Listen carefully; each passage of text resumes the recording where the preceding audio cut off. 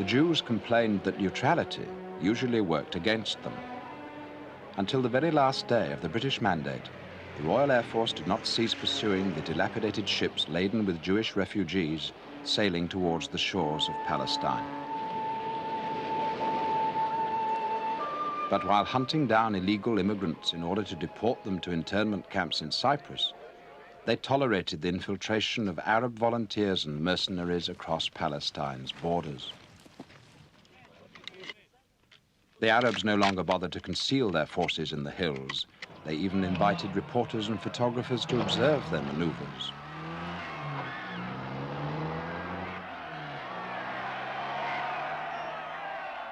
Britain uttered mild protests over the presence of a foreign army in the country, yet took no action to remove it from the area, as she did not wish to spoil her relations with the Arab states.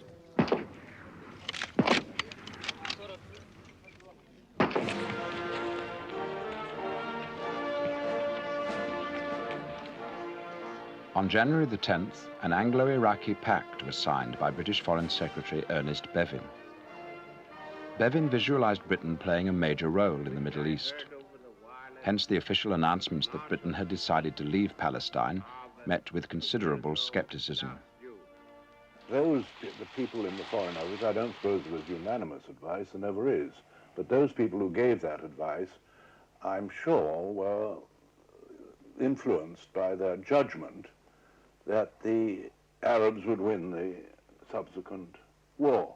It was a very complex feeling, but part of it was, well, hell, we can't prevent these fellows fighting one another. I mean, we'd only get a lot of British soldiers killed in between Arabs and Jews and things, and very likely it will be settled by the Arabs winning, but even if it isn't, we can't stay there. It was largely an act of impotence.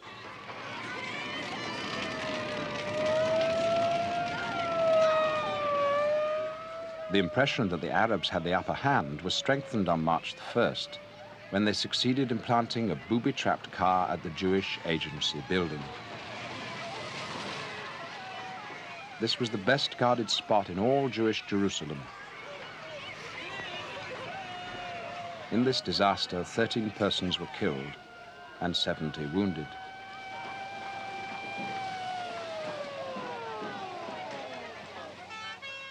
George Marshall is disappointed with Jewish military strength, said reports arriving from Washington.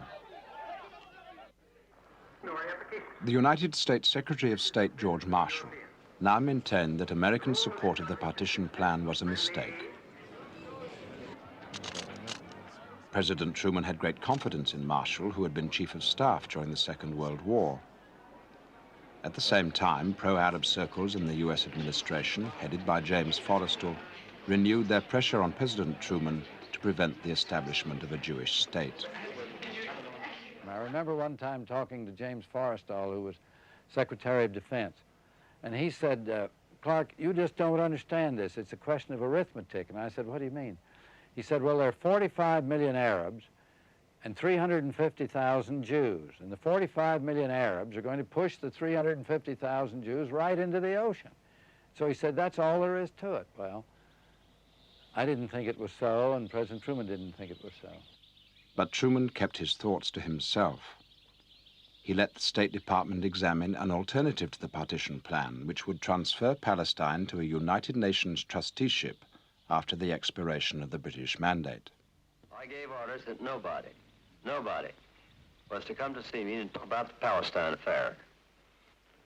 Dr. Sam Weitzman had been trying to get in all along, and I wouldn't let him in. But Dr. Weitzman, the Zionist leader, indeed saw President Truman. It was known that Eddie Jacobson, who had had a haberdashery shop together with Truman in the very early days, who had gone through the war with Truman, was still in the habit of meeting Truman in spite of Truman's rise to eminence. This man with whom I was in business was one of the finest men I ever had anything to do with. And he and I completely understood each other, and we offset each other. He was one of the best buyers that ever I came across. and I was one of the best salesmen that he ever had to be associated with. There were some of our friends in Boston who had some connection with Jacobson through B'nai B'rith and other Jewish organizations. Jacobson was by no means a very vehement organized Zionist, but he had a sense of history, and therefore when he went into the White House, he knew that he was going to have the most important meeting of his life. He came in, he stood around, didn't say very much, was as quiet as he could be, and I finally said, "Eddie, what in the world's the matter with you? Have you at last come to get something? Well, because you never have asked me for anything since I've been in the White House and since we've been friends." Apparently he went to see the president and said to him, "You remember your great hero, the Missouri president, Andrew Jackson? Well, this Dr. Weizmann is just like Andrew Jackson." I'd like to tell you that I don't know of any two people in history who are more different than Chaim Weizmann or Andrew Jackson, but nevertheless Jacobson managed to get home, and he received Truman's very typical answer, "All right, you bald-headed son of a bitch, bring the old doctor in." And then he told me that he thought that I ought not to keep Dr. Weizmann out of the White House. He thought I ought to see him. And I told him that I would see the doctor, but he'd have to bring him into the side door. I didn't want any propaganda started on the thing. The day after this White House meeting, UN Security Council sessions resumed in New York. Abba Hillel Silva, head of the Jewish Agency delegation, was relaxed. He knew President Truman had promised Weizmann continued American support for the partition plan and Jewish independence. But suddenly the American ambassador hurled a political bombshell into the hall. We believe that a temporary trusteeship for Palestine should be established under the Trusteeship Council of the United Nations. In our opinion, the Security Council should recommend the establishment of such a trusteeship to the General Assembly and to the mandatory power.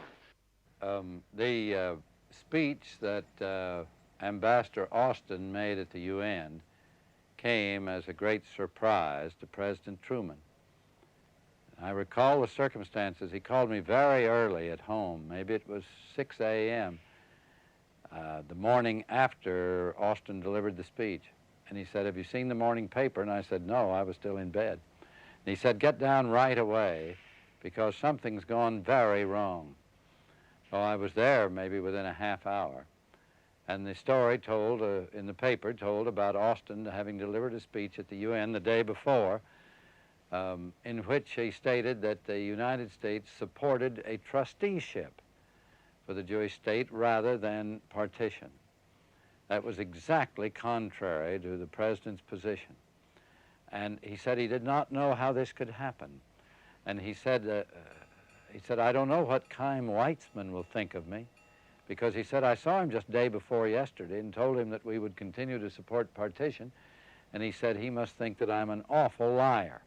The proposal of the United States government to suspend all efforts to implement the partition plan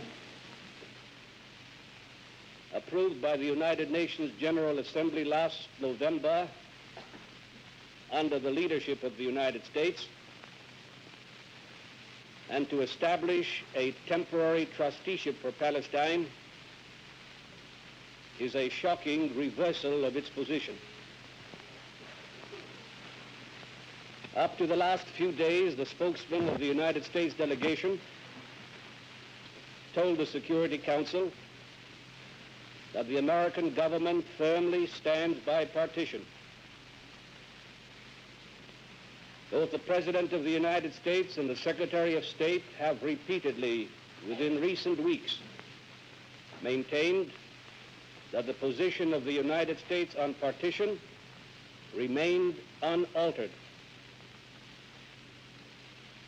We are at an utter loss to understand the reason for this amazing reversal.